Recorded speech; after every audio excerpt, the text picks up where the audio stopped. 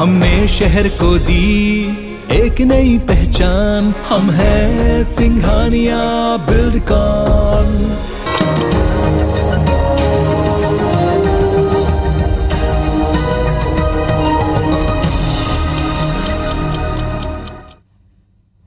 तो साथ की बड़ी बात में एक बार फिर से आप सभी का स्वागत है। मॉर्निंग न्यूज हेडलाइंस की जानकारी हमने आपको दे दी। इन तमाम खबरों के बारे में विस्तार से आपको जानकारी देंगे, लेकिन सबसे बड़ी खबर इस वक्त आपको बता दें, आज सीएम भूपेश बघेल दिल्ली जाने वाले हैं। सुबह 11 बजे सीएम भूपेश बघेल दिल्ली रवाना होंगे। बेहद महत्वपूर्ण वहां पर उनकी मीटिंग होगी और केंद्रीय गृह मंत्री अमित शाह से भी उनकी मुलाकात हो सकती है। तो आज दिल्ली दौरे पर रहेंगे सीएम भूपेश बघेल। सुबह 11 बजे वो दिल्ली के लिए रवाना होंगे और बताया जा रहा है कि जो नक्सल प्रभावित मुद्दे हैं उसको लेकर के, विकास को लेकर के वो आज गृह मंत्री अमित शाह से बातचीत कर सकते हैं, मुलाकात कर सकते हैं। तो आज सीएम भूपेश बघेल दिल्ली दौरे पर जाएंगे। कई अलग अलग मुद्दों पर उनकी कई केंद्रीय मंत्री के साथ मुलाकात हो सकती है, लेकिन जो सबसे प्रमुख माना जा रहा है कि जीएसटी प्रणाली से राज्य के संसाधनों पर जो असर हुआ है, जिसको लेकर के पहले सीएम भूपेश बघेल पत्र भी लिख चुके हैं, उसको लेकर के चर्चा संभव हो सकती है। और इसके साथ ये भी खबर है कि डीजीपी भी आज जाएंगे और वो भी अमित शाह से मुलाकात कर सकते हैं सीएम भूपेश बघेल के साथ। और ज्यादा जानकारी के लिए बात करेंगे हमारे सहयोगी स्टार से, जो इस वक्त हमारे साथ रायपुर से लाइव जुड़ चुके हैं। स्टार, आज सीएम भूपेश बघेल 11 बजे दिल्ली दौरे पर रहेंगे। कितना महत्वपूर्ण रहने वाला है उनका ये दौरा, और राजनीतिक लिहाज से अगर देखा जाए तो क्या कुछ बड़ा अपडेट आपके पास, क्या मायने उनके इस दौरे के?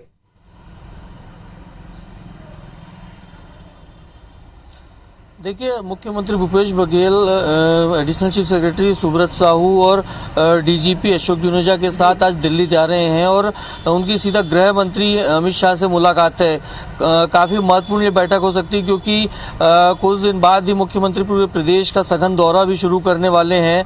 और ख़ासकर जो आज बैठक का एजेंडा जो बताया गया है, जानकारी भी ली है, उसमें एक तो नक्सल प्रभावित इलाके के विकास और उनकी समस्याओं को लेकर चर्चा हो सकती है। केंद्रीय अर्धसैनिक बल के डेपुटेशन जो छत्तीसगढ़ में है, उनसे संबंधित चर्चाएं हो सकती है, क्योंकि एक लंबे समय से विवाद की स्थिति बन रही है उनके भुगतान को लेकर। तो ये जिस चर्चा का बिंदु हो सकता है। इसके अलावा जीएसटी की क्षतिपूर्ति जो राशि केंद्र से राज्यों को मिलती है, उसकी मियाद 5 साल की थी जो वो खत्म होने वाली है, तो उससे राज्यों को असर पड़ेगा। इससे राज्यों को क्योंकि अर्थव्यवस्था पे निश्चित तौर पर थोड़ा गहरा असर पड़ सकता है। और ये तमाम बिंदुओं को लेकर, लॉ एंड ऑर्डर की स्थिति कैसी बनती है, इन बिंदुओं को लेकर केंद्रीय गृह मंत्री अमित शाह से आज मुख्यमंत्री भूपेश बघेल की मुलाकात होगी है। और इस बैठक के दौरान क्योंकि नीतिगत निर्णय भी कुछ लिए जाने पड़ सकते हैं, इसलिए सीएम सेक्रेटरीट के additional chief secretary Ashok Juneja, वो भी माफ कीजिएगा, सुब्रत साहू वो रहेंगे और डीजीपी अशोक जुनेजा भी वो मौजूद रहेंगे। तो यदि कुछ आवश्यकता पड़ती है, आप भी नजर बना के रखिएगा। देखते हैं दिल्ली दौरे के बाद क्या कुछ वहां से बातचीत करके आते हैं सीएम भूपेश बघेल। ताजा अपडेट भी आपसे लेते रहेंगे। शुक्रिया अपनी जानकारी के लिए। चलिए बढ़ते हैं आगे। बड़ी खबर बिलासपुर से मिल रही है। 3 दिवसीय राज्य स्तरीय किसान सम्मेलन का आयोजन किया गया है। प्रदेश भर के किसान आज इस मेले में शामिल होंगे। शाम 4 बजे कृषि मंत्री रविंद्र चौबे और जिले के प्रभारी मंत्री जयसिंह अग्रवाल भी उनके साथ मौजूद रहेंगे। तो बिलासपुर में किसानों के लिए आज उन्हें सौगात मिलने वाली है। आज एक बृहद कृषि किसान सम्मेलन का आयोजन किया गया है और 3 दिवसीय ये रहेगा और यहां पर जयसिंह अग्रवाल भी शिरकत करेंगे। कृषि मंत्री रविंद्र चौबे माना जा सकता है क्योंकि सीएम भूपेश बघेल दिल्ली दौरे पर रहेंगे, तो इसलिए आज इसका आगाज कृषि मंत्री रविंद्र चौबे करेंगे।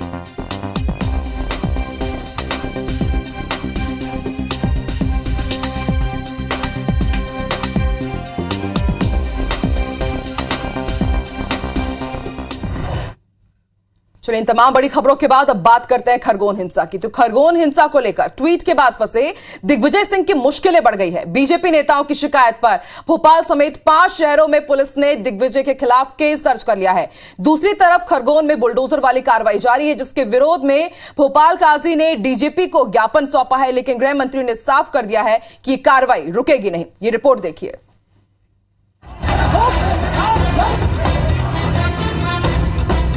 पूर्व सीएम दिग्विजय सिंह की मुश्किलें बढ़ गई हैं। भोपाल में क्राइम ब्रांच समेत ग्वालियर, जबलपुर, नर्मदापुरम और सतना में भी एफआईआर दर्ज की गई है। बीजेपी नेताओं ने मामला दर्ज करने के लिए आवेदन दिया था। दरअसल खरगोन हिंसा के बाद दिग्विजय सिंह ने मस्जिद पर चढ़े एक शख्स का फोटो ट्वीट कर उसे खरगोन का बताया था, जबकि फोटो बिहार का था। बाद में गलती का एहसास होने पर दिग्गी ने पोस्ट डिलीट कर दिया, लेकिन तब तक उनका पोस्ट वायरल हो चुका था। साथ ही प्रदेश की सियासत गर्मा चुकी थी। इंदौर जबलपुर में बीजेपी युवा मोर्चा के कार्यकर्ताओं ने प्रदर्शन कर पुतला फूंका और दिग्विजय सिंह पर कड़ी कार्रवाई की मांग की। सरकार के रुख के बाद भोपाल में बीजेपी नेताओं ने क्राइम ब्रांच को आवेदन दिया, जिसकी जांच के बाद एफआईआर दर्ज कर ली गई।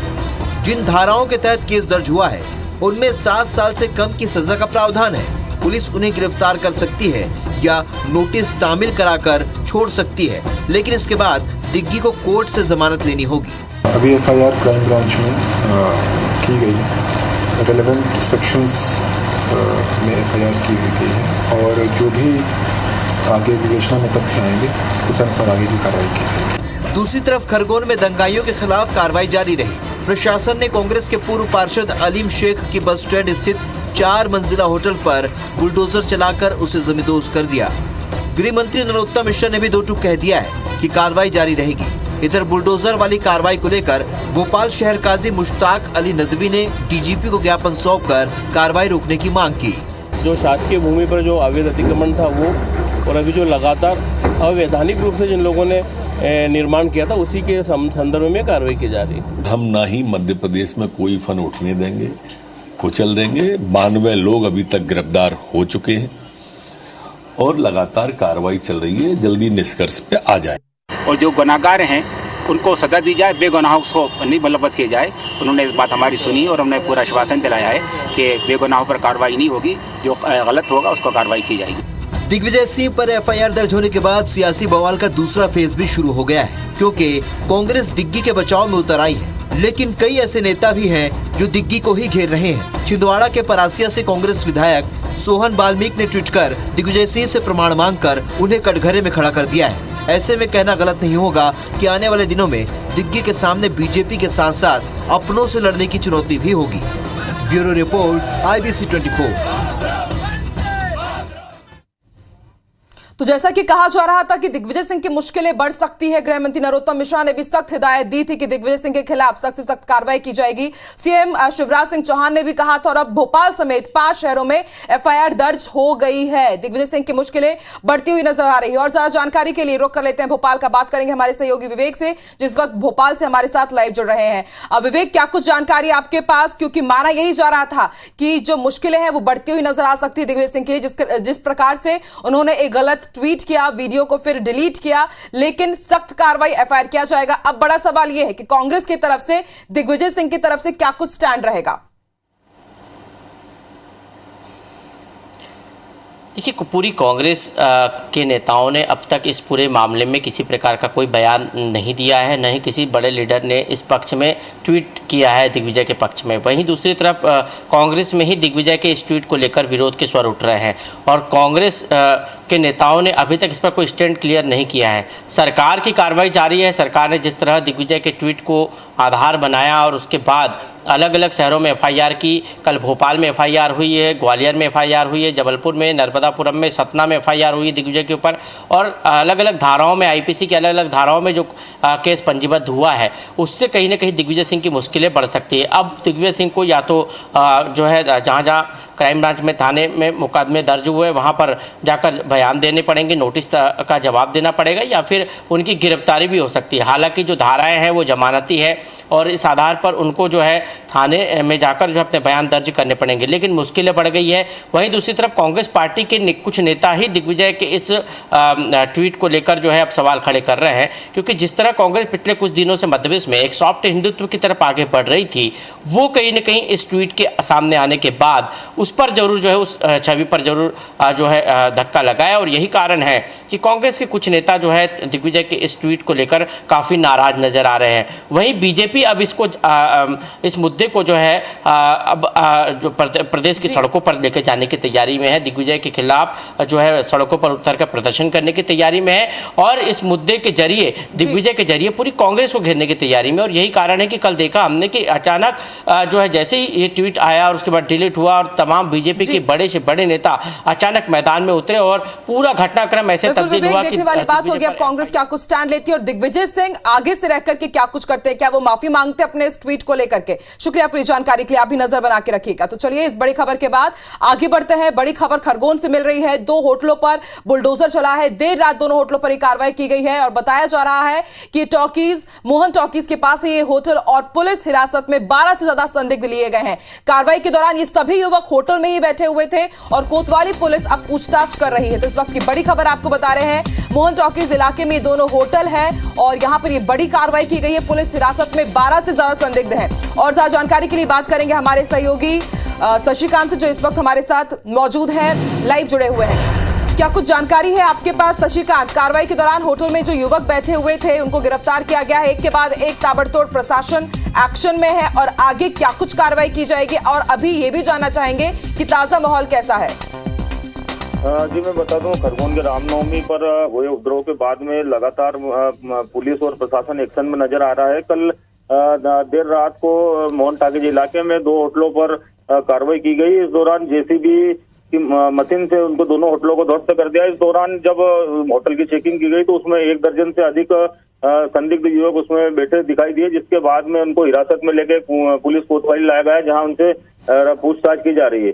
वहीं अगर बात करें कर्फ्यू की, तो आज भी लगातार तीसरे दिन खरगोन में कर्फ्यू जारी है। इस दौरान अभी कोई ढील नहीं दी गई है और साथ में यहाँ पर होने वाली, खरगोन शहर में होने वाली 8वीं 9वीं और महाविद्यालयीन परीक्षाएं भी स्थगित कर दी है। कलेक्टर के द्वारा आदेश दिया गया था, आगामी आदेश तक ये परीक्षाएं भी निरस्त रहेगी। और अगर बात करें उपद्रव की, तो यहाँ पर उपद्रव के दौरान संपत्ति के नुकसान के आकलन के लिए खरगोन के कलेक्टर अनुग्रह पी ने अपर कलेक्टर एस मुजाल्दा के नेतृत्व में संपत्ति और सार्वजनिक संपत्ति के नुकसान के आकलन के लिए टीम का गठन कर दिया है, कि जो 1-2 दिन में अपने जो है आकलन करने के बाद में कलेक्टर को रिपोर्ट सौंपेगी। वहीं अगर बात करें तो शांति व्यवस्था कायम करने के लिए इंदौर संभाग के कमिश्नर डॉक्टर पवन शर्मा सहित इंदौर आईजी राकेश गुप्ता लगातार 3 दिन से खरगोन में डेरा डाले हुए हैं और रैपिड एक्शन फोर्स और आर्मी के बल सहित अन्य बल द्वारा जाए। शशिकांत, आप भी नजर बना के रखिएगा, देखते आगे और क्या कुछ कार्रवाई की जाएगी इन संदिग्ध युवकों के खिलाफ। शुक्रिया पूरी जानकारी के लिए। एक्सक्लूसिव तस्वीरें हम आपको दिखा रहे थे। बढ़ते आगे बात कर लेते हैं छत्तीसगढ़ की खैरागढ़ विधानसभा उपचुनाव की। तो छत्तीसगढ़ के खैरागढ़ विधानसभा सीट के उपचुनाव में बंपर वोटिंग हुई। तेज धूप के बावजूद लोग उत्साह के साथ घरों से निकले और जमकर वोट किया। ये उपचुनाव भले ही छोटा हो, मगर इसमें भाजपा और कांग्रेस के बड़े नेताओं की साख जुड़ी हुई है। लिहाजा दिग्गजों ने प्रचार में पूरी ताकत झोंकी और अब वो जीत के दावे भी कर रहे हैं। ये रिपोर्ट देखिए। चिलचिलाती धूप, पारा 42 पार, लेकिन ये तस्वीरें देख लीजिए कि कैसे लोकतंत्र के उत्सव में अपनी आहुतियां देने के लिए लोग कतारों में खड़े रहे। छत्तीसगढ़ के खैरागढ़ विधानसभा के उपचुनाव में लोगों के इसी उत्साह ने वोटिंग का नया रिकॉर्ड बनाया। बहुत ज्यादा खुश हूँ कि कौन बनेगा इस साल का मतलब कि नया विधायक। भीड़ के कारण पहले से वोट डाले हैं और मैं ऐसे प्रत्याशी चुने हैं जो गांव के या अपने विधानसभा के विकास कर सके। जबरदस्त वोटिंग के साथ ईवीएम में प्रत्याशियों की किस्मत कैद हो गई। अपनी अपनी पार्टी के प्रत्याशी को जिताने बीजेपी और कांग्रेस के जो दिग्गज चुनाव प्रचार में पूरी ताकत झोंकते नजर आए, वे अब जीत के दावे कर रहे हैं। और जो फीडबैक है वो बहुत उत्साह है लोगों में। जो सरकार के कार्य हैं और जिला दोनों मुद्दे हैं जो खूब मतदान हो रहा है, अच्छे वोट से जीतेंगे, भारी बहुमत से जीतेंगे। तो पूरा खैरागढ़ में जिस प्रकार एक उत्साह का वातावरण है, रुझान दिख रहा है और भारतीय जनता पार्टी कार्यकर्ताओं से जो फोन में बात हो रही है, खैरागढ़ उपचुनाव अच्छे से जीतेंगे। आमतौर पर उपचुनाव में वोटिंग को लेकर ऐसा उत्साह नजर नहीं आता, लेकिन खैरागढ़ ने 2018 के बम्पर वोटिंग का रिकॉर्ड भी तोड़ दिया। 2018 में यहाँ 70% वोटिंग हुई थी। वहीं मतदान खत्म होने के वक्त 5 बजे ही ये आंकड़ा 71% को पार कर गया। अभी निर्वाचन आयोग के फाइनल आंकड़े में ये और भी बढ़ सकते हैं। खैरागढ़ उपचुनाव से सरकार और विपक्ष की सेहत पर कोई खास असर नहीं पड़ने वाला है, लेकिन इसे अगले साल 2023 में होने वाले विधानसभा चुनाव का ट्रेलर माना जा रहा है। अब ये तो 16 अप्रैल को पता चलेगा कि बम्पर वोटिंग का मतलब एंटी इनकम्बेंसी है या फिर pro incumbency. Bureau report, IBC 24। और अब बात करेंगे छत्तीसगढ़ियों के लिए खुशखबरी की। जी हां, छत्तीसगढ़ वासियों के लिए राहत की खबर है। प्रदेश में अब सार्वजनिक स्थलों में मास्क नहीं लगाने या चेहरा नहीं ढकने पर 500 रुपए जुर्माना नहीं लगेगा। मास्क की अनिवार्यता को लेकर जो आदेश दिया गया था, छत्तीसगढ़ स्वास्थ्य विभाग ने उस आदेश को निलंबित कर दिया है। खुद मुख्यमंत्री भूपेश बघेल ने ट्वीट कर यह जानकारी दी है। बता दें कि पूर्व में यह आदेश था कि सार्वजनिक स्थलों पर मास्क नहीं पहनने वालों पर 500 रुपए का जुर्माना किया जाए। यह आदेश पिछले साल 25 मार्च को लागू किया गया था, लेकिन छत्तीसगढ़ में कोरोना संक्रमण में भारी कमी आई। प्रदेश में कोरोना के सिर्फ अब 39 एक्टिव केस हैं और हर दिन मिलने वाले मरीजों की औसत संख्या 3 तक गिर चुकी है, जिसके बाद सरकार ने आदेश जारी किया है। लेकिन IBC 24 आपसे यही अपील करता है कि मास्क की अनिवार्यता का आदेश भले ही रद्द किया गया हो, लेकिन आप सावधानी जरूर बरतते रहें। संक्रमण के बचाव के लिए जो भी जरूरी कदम है उनका पालन करते रहें। राजधानी रायपुर में सेंट्रल GST की टीम ने सैनिटरी कारोबारी की यहां दबिश दी। मिली जानकारी के मुताबिक लालपुर में कैपिटल स्क्वायर स्थित बाथ क्रिएशन नामक सैनिटरी शोरूम पर देर शाम सेंट्रल GST की करीब 11 सदस्यीय टीम पहुंची और वहां के दस्तावेजों की जांच में जुटी हुई है। सूत्रों के मुताबिक सेंट्रल GST को GST चोरी की सूचना के बाद यह दबिश दी गई। फिलहाल टीम कारोबारी सुशील उर्फ डब्बू बलानी से पूछताछ में जुटी हुई है और देर रात तक मौके पर दस्तावेज खंगालने में जुटी रही। हालांकि फार्म के द्वारा कितने की GST चोरी की गई है इसका खुलासा नहीं हुआ है, लेकिन आने वाले दिनों में बड़ी GST चोरी की आशंका जताई जा रही है। मौके का जायजा लिया संवाददाता तहसीन जैदी ने। राजधानी रायपुर के धमतरी रोड स्थित कैपिटल स्क्वायर पर बाथ क्रिएशन के नाम से एक सैनिटरी शॉप पर सेंट्रल GST की दबिश कार्रवाई यहाँ पे चल रही है। बताया जा रहा है कि देर शाम से ये सेंट्रल GST के करीब 11 से 12 जो सदस्य हैं वो यहाँ पहुँचे हैं। पूरी एक टीम जो है यहाँ पहुँची है और अभी जो उसके जो डब्बू बलानी हैं जो उसके संचालक हैं उनके सामने दस्तावेज़ों की पड़ताल यहाँ पे की जा रही है। और बताया जा रहा है कि टैक्स चोरी के चलते मिली शिकायत जो है उसके बाद जो है उन्होंने यहाँ पे कार्रवाई की है। हालांकि अभी कितने की टैक्स चोरी है इस बात का अभी खुलासा नहीं हुआ है, क्योंकि अभी कार्रवाई जारी है और कोई भी सेंट्रल GST का जो अधिकारी है वो बोलने को तैयार नहीं है। अब देखने वाली बात होगी कि आने वाले समय में कितने लाख की या कितने करोड़ की GST चोरी होती है, इस बात का खुलासा आने वाले दिनों में होगा। फिलहाल अभी यहाँ पे कार्रवाई जारी है और सेंट्रल GST के अधिकारी जो हैं वो यहाँ पे दस्तावेजों की पड़ताल कर रहे हैं। कैमरामैन लखन शर्मा के साथ तहसीन जैदी, IBC 24 रायपुर। भाजपा नेता पूर्व कैबिनेट मंत्री भैयालाल राजवाड़े की बेटे और जिला पंचायत सदस्य रहे विजय राजवाड़े का कल 13वीं कार्यक्रम थी। कोरिया जिले के बैकुंठपुर में आयोजित श्रद्धांजलि कार्यक्रम में शामिल होने के लिए मुख्यमंत्री भूपेश बघेल और पूर्व मुख्यमंत्री रमन सिंह पहुंचे। दोनों नेताओं ने शोक संतप्त परिवार के प्रति संवेदना जताई और विजय राजवाड़े के चित्र पर पुष्प अर्पित कर उन्हें श्रद्धांजलि दी। कैबिनेट मंत्री शिव कुमार डहरिया और प्रेमसाय सिंह टेकाम के अलावा नेता प्रतिपक्ष धर्मलाल कौशिक, विष्णुदेव साय, गौरीशंकर अग्रवाल, राम विचार नेताम, खेलसाय सिंह टेकाम और पारसनाथ राजवाड़े ने भी दिवंगत आत्मा को श्रद्धांजलि दी।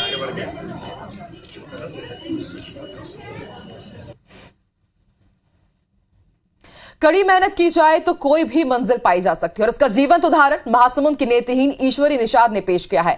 दिव्यांग ईश्वरी ने कड़ी मेहनत के दम पर न सिर्फ जिले का बल्कि प्रदेश का भी मान बढ़ाया है। दरअसल ईश्वरी ने दुबई में आयोजित वर्ल्ड पैरा एथलेटिक्स चैंपियनशिप 2022 में दौड़ में रजत पदक जीता है। उन्हें मेडल 400 मीटर की दौड़ के लिए मिला है, जिसे लेकर ईश्वरी कहती हैं कि कोच के मार्गदर्शन में यह संभव हो पाया है। बेटी की सफलता पर परिजन भी गदगद हैं।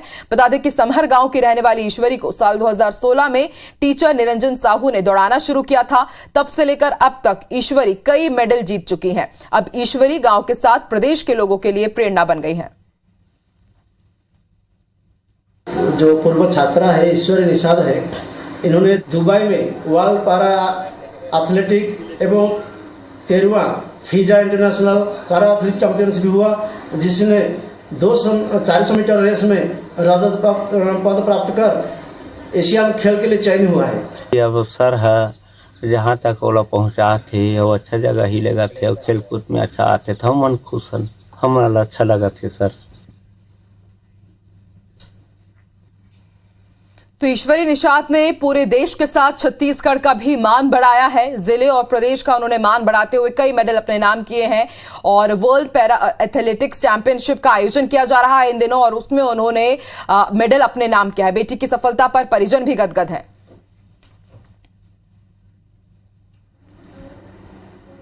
ईश्वरी ने 400 मीटर दौड़ में रजत पदक अपने नाम किया है वर्ल्ड पैरा एथलेटिक्स चैंपियनशिप और उन्होंने कुछ ऐसा कर दिखाया है जो सभी के लिए प्रेरणा है।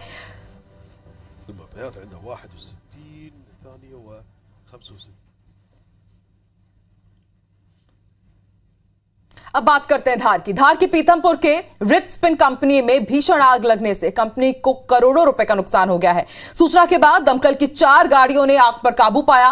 पुलिस प्रशासन भी मौके पर पहुंचा। धागे बनाने की कंपनी में लगी आग के कारण की जानकारी अब तक सामने नहीं आई है। सुरक्षा के लिहाज से आसपास की फैक्ट्रियों को भी तुरंत खाली कराया गया।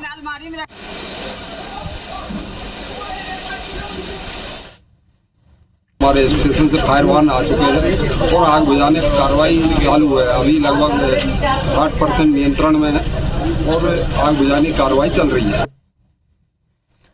तो रिट स्पिन कंपनी का ये मामला हम आपको बता रहे हैं। बताया जा रहा है कि जो कंपनी है धागा बनाने की कंपनी और देर रात इसमें आग लग गई और इस आग लगने से भीषण आग लगने से करोड़ों का माल जलकर खाक हो गया है और एहतियातन उसके बाद जो आसपास की फैक्ट्रीज थी उन्हें तुरंत खाली कराया गया। लेकिन आग किस कारण लगी है ये अभी तक स्पष्ट नहीं हो पाया है।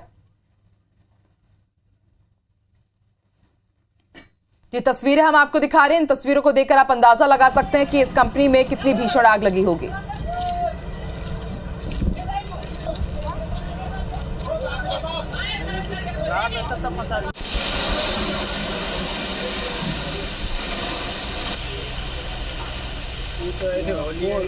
कौन है ना वो पूरा कौन अलमारी में ये तस्वीरें हम आपको दिखा रहे हैं। आप देख सकते हैं किस तरह से धागा बनाने की कंपनी में कल ये भीषण हादसा हुआ है। दमकल की 4 गाड़ियों ने कड़ी मशक्कत के बाद आग पर काबू पाया। चलिए बढ़ते आगे, बात करेंगे इंदौर की देवी अहिल्या विश्वविद्यालय की परीक्षाओं में लगातार नकल के प्रकरण सामने आ रहे थे। ताजा मामला राव स्थित लिबरल कॉलेज का है जहां पर बीकॉम की वार्षिक परीक्षा के दौरान सामूहिक नकल की खबर सामने आई, जिसके बाद अब कॉलेज पर कार्रवाई के साथ ही यूएफएम की प्रक्रिया पर भी विचार किया जा रहा है। दरअसल विश्वविद्यालय में बीकॉम और एलएलबी की परीक्षाओं के लिए परीक्षा केंद्र राव स्थित लिबरल कॉलेज को भी बनाया था। आशंका है कि सेंटर में सामूहिक नकल करवाई जा रही है। धांधली की शिकायतों के बाद भी विश्वविद्यालय की ओर से किसी भी उड़नदस्ते टीम की तैनाती नहीं की गई। डीएवीवी ने मामले में एक जांच कमेटी भी बनाई जो पूरे मामले की जांच कर कार्रवाई करेगी।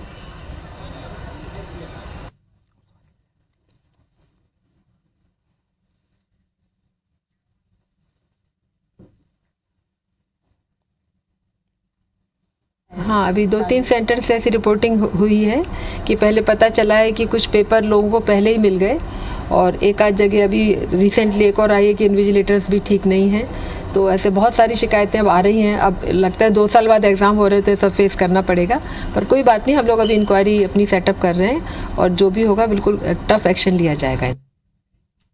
और इसी के साथ की बड़ी बात में फिलहाल इतना ही। देश और दुनिया की तमाम बड़ी खबरों के लिए आप IBC 24 देखते रहिए और आगे देखिए छत्तीसगढ़ी भाषा में हमारा खास बुलेटिन हमर बानी हमर गोत, मेरी सहयोगी रचना नितेश के साथ। शुक्रिया आकांक्षा। चलिए तो आगे एक बार फिर से आपके साथ जुड़ेंगे। आप देखते रहिए IBC 24। नमस्कार।